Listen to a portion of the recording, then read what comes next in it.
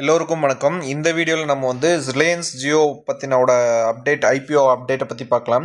Reliance Jio IPO தற்போது வரப்போகுதுங்கிறது கண்டிப்பாக உறுதியாயிருச்சு. என்ன விலைக்கு வரப்போகுது அப்படிங்கிறத பற்றின டீட்டெயில்ஸ் பார்க்கலாம். அது மட்டும் இல்லாமல் ரிலையன்ஸ்லேருந்து தரப்புலேருந்து என்ன சொல்லியிருக்காங்க அப்படிங்கிறதையும் பார்த்துடலாம். நம்ம சேனலுக்கு புதுசாக இருந்தால் சப்ஸ்கிரைப் பண்ணிக்கோங்க. இந்த வீடியோக்கும் ஒரு லைக் பண்ணியிருக்கேன். வாங்க வீடியோக்குள்ளே போகலாம். ஸோ ரிலையன்ஸ் ஜியோ, அதாவது ஜியோ டெலிகாம் மட்டும் தனியாக லிஸ்ட் பண்ணலாம் அப்படின்னு ஒரு டாக் போயிட்டு இருந்துச்சு ரொம்ப நாளாக. அது இப்போ கன்ஃபர்மேஷன் ஆகிருக்கு. கிட்டத்தட்ட 10 லட்சம் கோடிக்கு ரிலையன்ஸ் ஜியோவை மட்டும் லிஸ்ட் பண்ண போகிறாங்க.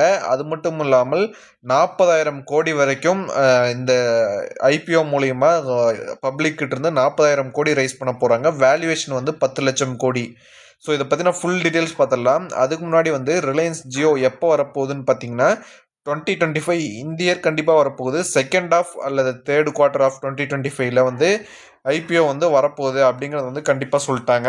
இது மோஸ்ட்லி என்னவா இருக்குன்னு பார்த்தீங்கன்னா ஆஃபர் ஃபார் சேல், அப்புறம் ஃப்ரெஷ் ஷேர், இது ரெண்டும் ஒரு காம்பினேஷனாக இருக்கும் அப்படின்னு எதிர்பார்க்கப்படுது. அதுவும் இல்லாமல் ப்ரீ ஐபிஓ பிளேஸ்மெண்ட் கிளாஸு, அப்புறம் நீங்கள் ரிலையன்ஸை ஹோல்ட் பண்ணியிருந்தீங்கன்னா உங்களுக்கு ரிலையன்ஸ் ஜியோவோட ஷேர் ஹோல்டர் கோட்டா இப்படியும் வர்றதுக்கான வாய்ப்பு அதிகமாக இருக்குது. ஸோ ரிலையன்ஸ் ஜியோவை பற்றி பார்த்துடலாம். ரிலையன்ஸ் ஜியோ தான் இந்தியாவில் லார்ஜஸ்ட் 5G சப்ஸ்கிரைபர், அதாவது லார்ஜஸ்ட் 5G இன்டர்நெட் ப்ரொவைடர். இதோட கஸ்டமர்ஸ் தான் ஏர்டெல்லை விட அதிகமாக இருக்குது. தற்போதைக்கு 108 மில்லியனுக்கு மேலே 5G ரிலையன்ஸ் 5G கஸ்டமர்ஸ் இருக்காங்க. அது மட்டும் இல்லாமல் 2.8 மில்லியன் ஏர் ஃபைபர் கனெக்ஷன் இருக்குது. ரிலையன்ஸ் அந்த ஃபைபர் நெட்ஒர்க்கில் ஒரு நல்ல க்ரோத்தை ஃபாஸ்டஸ்ட் க்ரோயிங் கம்பேரிட்டிவ்லி எல்லா நெட்ஒர்க் ப்ரொவைடர்ஸை விட. இது கடைசி வருஷத்துக்கும் இந்த வருஷத்துக்கும் ரெவன்யூ என்னென்னு பார்த்தீங்கன்னா 10% இன்க்ரீஸ் ஆகிருக்கு. இப்போ இந்த ஃபினான்ஷியல் இயர் 24 ரெவன்யூ எவ்வளோன்னு பார்த்தீங்கன்னா 1 லட்சம் கோடி. ஸோ இது ஒரு நல்ல இன்வெஸ்ட்மெண்ட்டு, நல்ல க்ரோவும் ஆகிட்டு வர்றாங்க. ரிலையன்ஸ் ஜியோவில் மட்டும் 10,000+ ப்ரொஃபஷனல் ஒர்க் பண்ணிட்டுருக்காங்க. இவங்களோட ஸ்ட்ரென்த்து என்னென்னு பார்த்தீங்கன்னா ஃபஸ்ட்டு என்னென்னு பார்த்தீங்கன்னா மார்க்கெட் லீடர். இந்தியாவிலே ரிலையன்ஸ் ஜியோ தான் ஒரு market leader. 460 million wireless subscribers வச்சுருக்காங்க. அது மட்டும் இல்லாமல் ஏஐக்காக இன்விடியா யூஎஸில் இருக்கிற ஒரு சிப் மேக்கரோட பார்ட்னர்ஷிப் வச்சுருக்காங்க.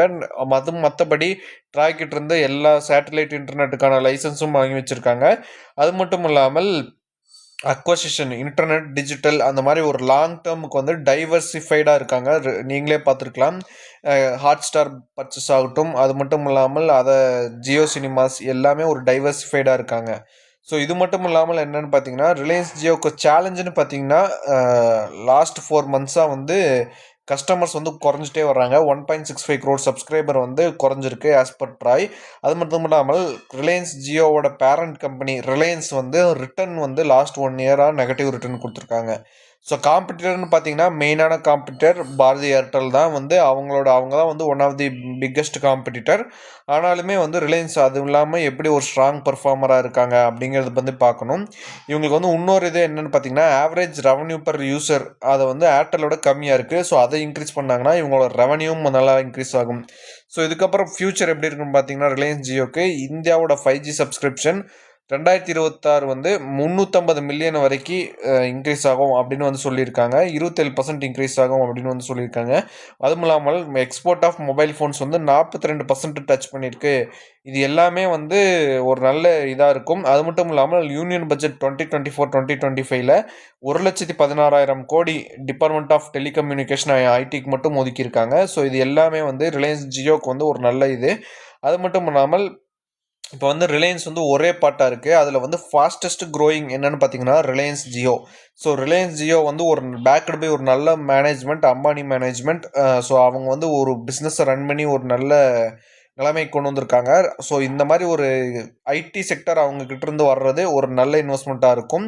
ஸோ ரிலையன்ஸ் ஜியோ எப்போ வருதுங்கிறத டேட் இனிமேல் தான் அறிவிப்பாங்க ஃபைனலைஸ் பண்ணிட்டு. ஆனால் இப்போதைக்கு தகவல் எப்படின்னு பார்த்தீங்கன்னா 40,000 கோடி வரை ரைஸ் பண்ணுறதுக்கான வாய்ப்பு அதிகமாக இருக்குது. Fresh issue, offer for sale ரெண்டுமே சேர்த்தி அப்படின்னு சொல்லியிருக்காங்க.